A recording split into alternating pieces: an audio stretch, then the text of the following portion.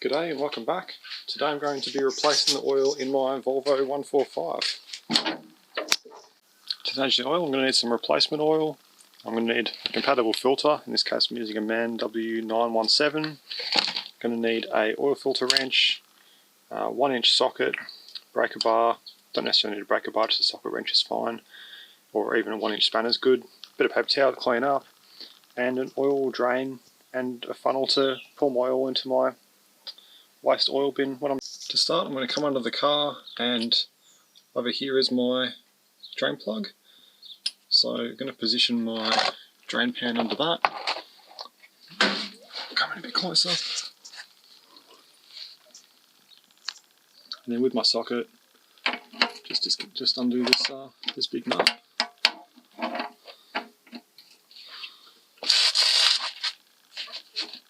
There we go, loosen that off.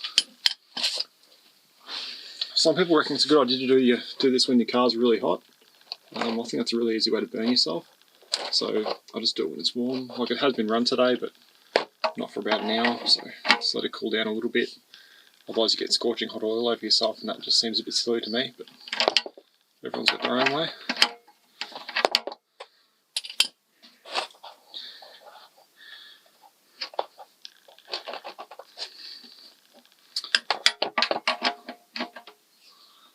Some slightly bad threads here, I think.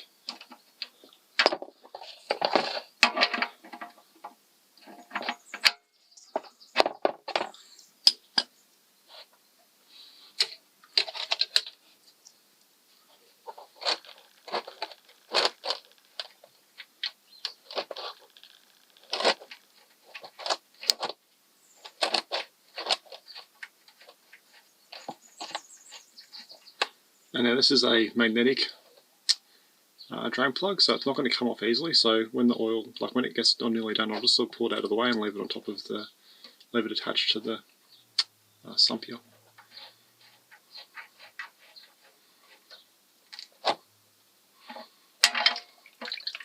There you go, you see, so it's attached there. And now I'll just let that all drain out. While it's draining, I'll have a look at the drain plug. There's nothing too exciting on there. There's not like any big amount of steel contaminants or anything like that on the drain plug. So I've got nothing to worry about there in terms of like some major engine damage that this has picked up some steel from. It's just all pretty minor little contaminants on. Now I've got the top while it's draining underneath. I'll just back this oil filler off just so there's nothing stopping the oil from draining out. No vacuum or anything like that. So the oil just can flow out smoothly. And now I'll direct my attention down into here onto the oil filter. To gain some better access to the oil filter, I'm going to remove the air filter assembly.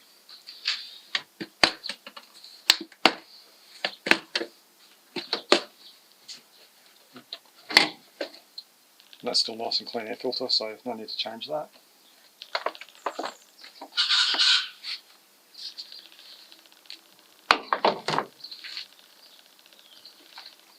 Great, that's going to make it a little bit easier to get into the oil filter.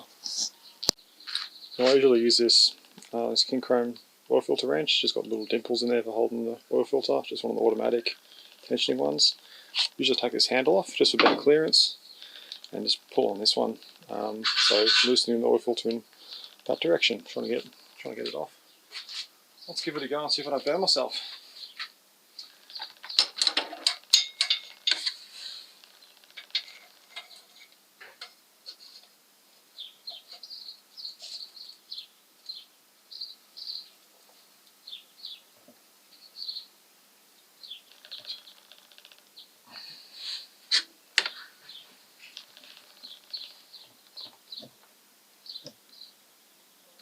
It's probably tighter than it needs to be.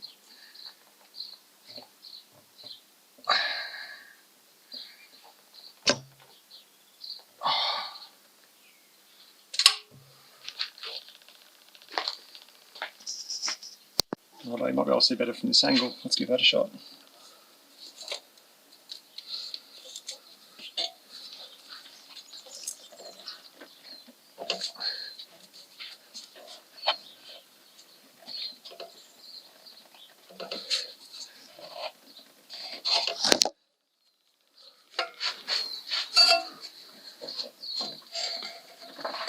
Is it turning?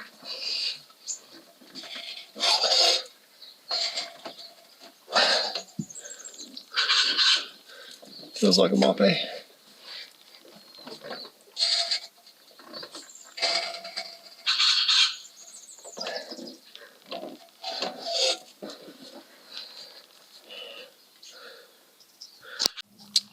Righty, I've come back with some beans, so hopefully we can get it now.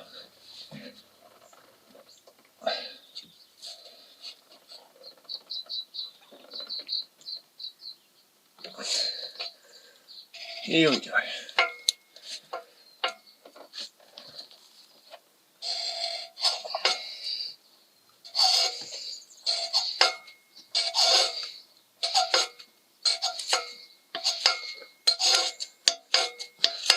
There we go.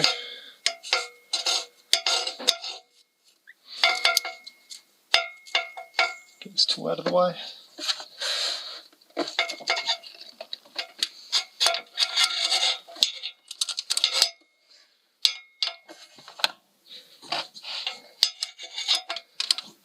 Success.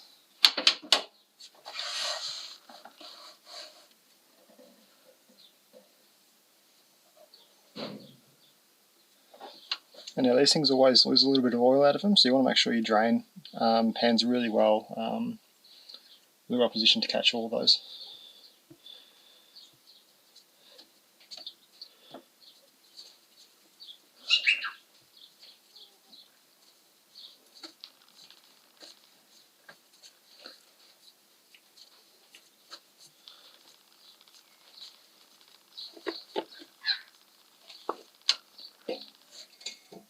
I'll just rest the filter on the manifold there, so it's not going to tip over. Yeah, we lost a little bit, but that's all going to go into the drain pan, so no big deal. Now, even though there's a pretty small filter, there's no way that I've ever found of getting them out of the engine bay without taking off an exhaust manifold or something, or disconnecting the steering. So you kind of have to go from underneath. So it's a real pain. You have to get under the car and sort of drag the filter over the top of the exhaust manifold, or the downpipe rather. So I'm going to show you that, I suppose from above probably, and that process.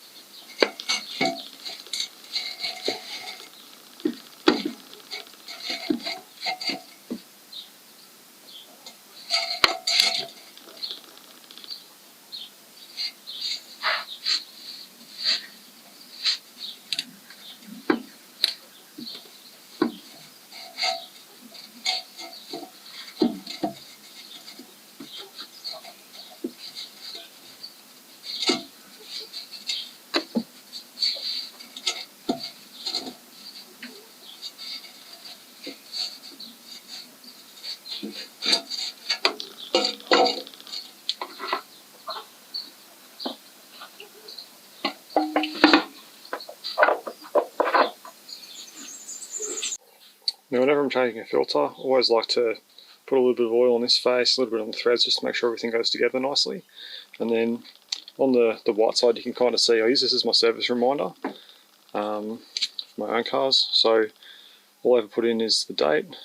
So today is the 14th of April 22. The product I'm putting in there is the old HPR 10.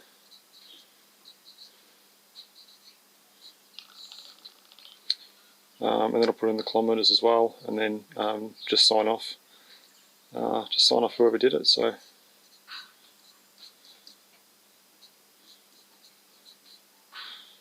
and then sort of you know when it was done, what's in there, and how many kilometres it's done, and that way when the filter was last changed. In this case, we've got 275101. Great, that's ready to go on. Let's chuck some oil on it. Now this time from under the car, I'm going to be putting this oil filter in a place where I can reach it from the top. So let's give that a shot. It kind of has to go between the exhaust and the gearbox.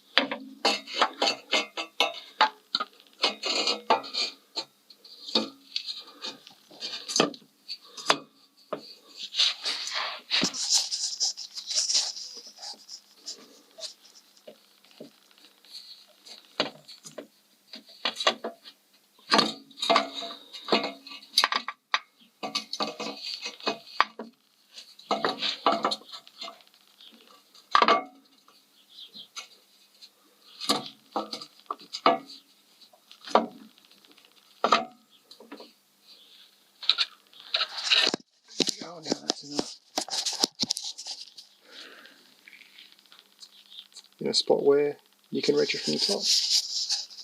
Now from the top you can see the filter down there, so all we've got to do is reach down, grab it, and bring it up to the engine.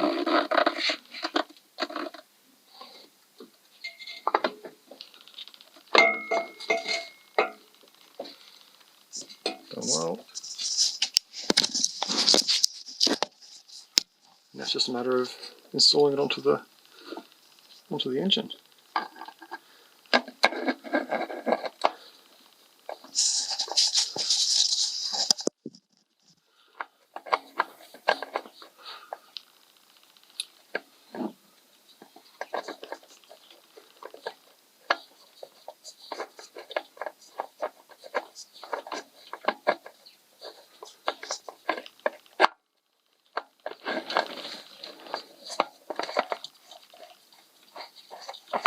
There we go.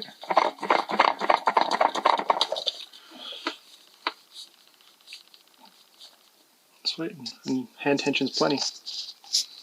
Right, so for the most part everything's stopped dripping now, so I'm just going to wipe off the bottom of the sump, wipe off the drain plug, replace the little gasket I got here, little copper gasket with a new one, and then put the drain plug back in.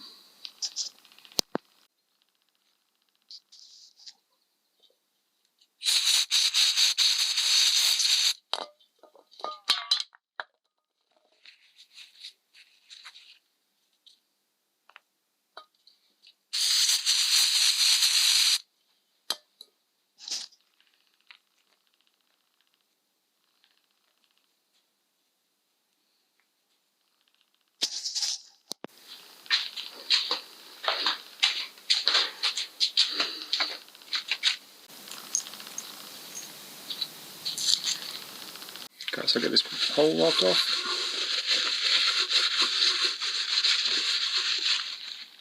And then install my drain plug.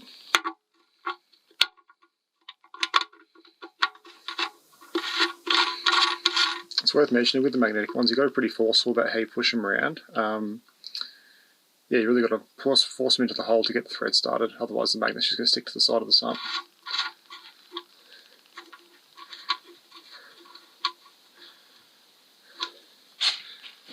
I'm going to get my wrench and then nip it up.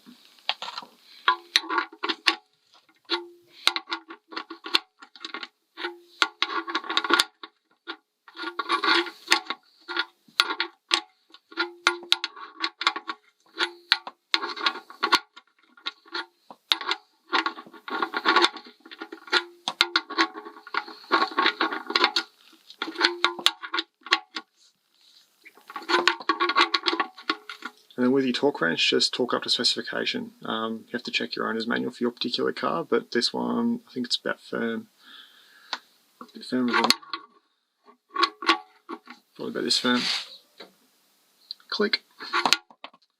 And now we're back up the top and done with the oil filter stuff. I'll install my air filter back on, just the same way that it came off.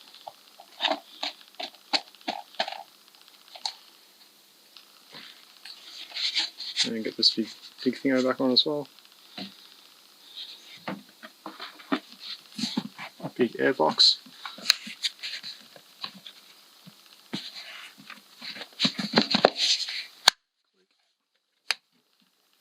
Click, click, and click. This little nose goes out the front. Big cold air intake. Next step is topping up the oil. I always give this a bit of a clean up before I put any new oil in.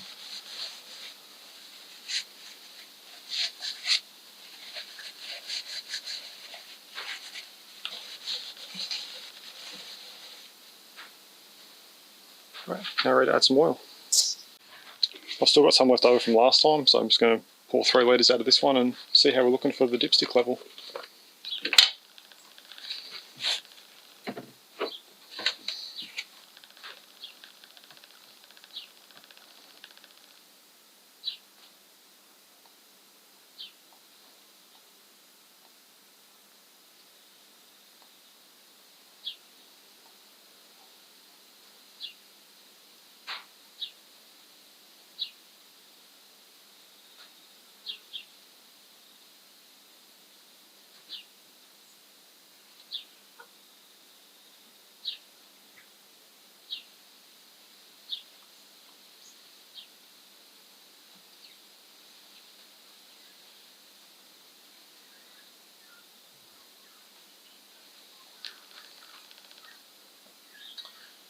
And I'll try to get as much out of this container as I can because I'm throwing the container away. I want some fun with it.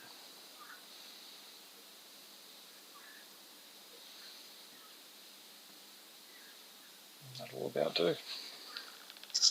Now I've given that oil a little while to move down to the bottom of the engine into the sump, so I'll check the dipstick and see if there's any oil on there.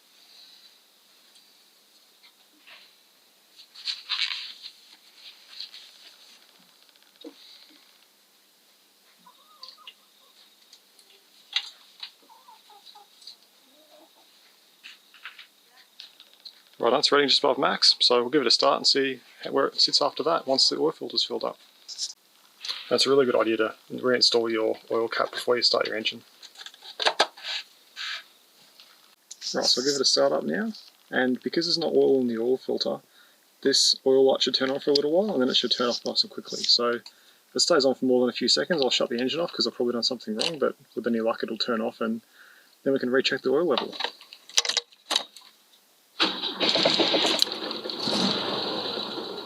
It didn't turn on at all. So the reason the oil light didn't turn on is because I actually accidentally unplugged the oil tester. So good thing I shut it off nice and quick. I'll plug that back in and recheck it. Really should have been an alarm bell for me before was this oil lamp didn't turn on when I started the car up. Sometimes when the engine's hot it'll still have oil pressure in it, so I don't think too much of it, but what normally happens is you can see it all turns on and that indicates that you've got no oil in there, which is obviously problematic, or no oil pressure. So if that doesn't turn on, then chances are you've accidentally disconnected your oil pressure. But you can see it goes off nice and quick. Now we're ready to get the car on flat ground and recheck the oil level.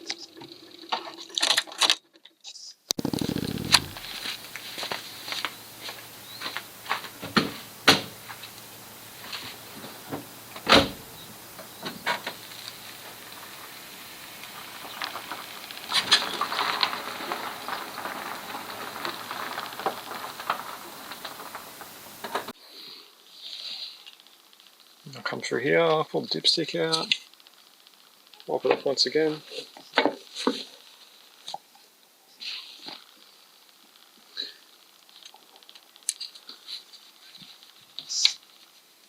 Back in the dipstick hole.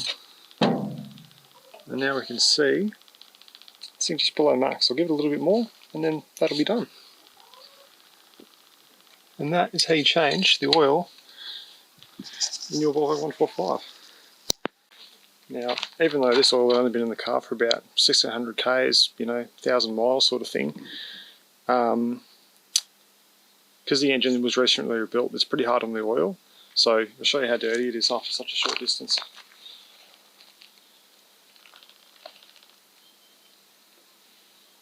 So it's a very dark oil, carrying a lot of contaminants and that sort of thing in it. So good to get it out of the engine.